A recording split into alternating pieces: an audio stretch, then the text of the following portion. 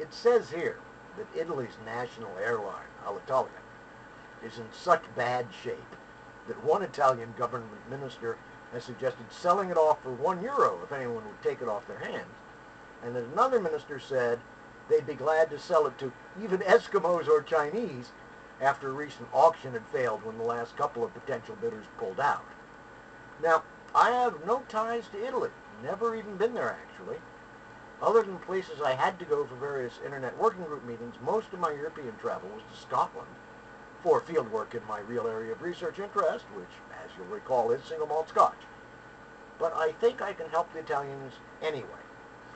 What they ought to do is invest a little money in giving Alitalia one more chance by retrofitting a number of their planes with serious air filtration systems, allowing smoking on those planes, and taking the United States to the international court if need be, if the U.S. attempts to impose Congress's utterly dead-headed ban on smoking on flights coming in and even going out of the country, on the grounds that the ban is not only scientifically unfounded, but it's amazingly unbusinesslike, which ought to rouse the Republicans, since any airline that chooses to install serious air filtration systems ought to be entitled to charge suitably but competitively higher prices for flights on planes that have them. There are doubtless other legal grounds that could be adduced. Perhaps they could borrow a couple of heavy-duty lawyers from the Vatican to come up with them. And please note, I'm not being facetious. More than 35 years ago, MIT's Technology Review, which at the time was a semi-respectable, semi-learned journal that came wrapped around the alumni notes, had an article stating that for a modest cost, then modern airliners could be retrofitted with air filtration systems which would make the cabin air better than outdoor city air, even if most of the passengers were smoking.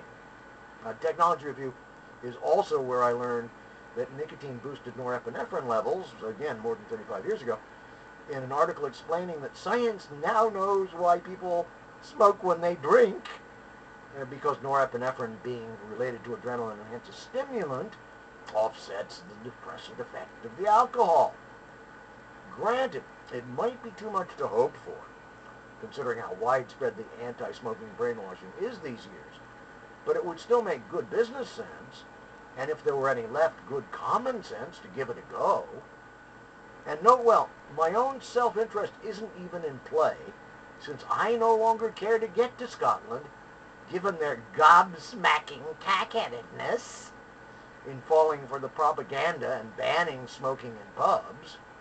You know, once Great Britain's so overrun with idiots these days, their national song should be Drool Britannia. Still, cheers!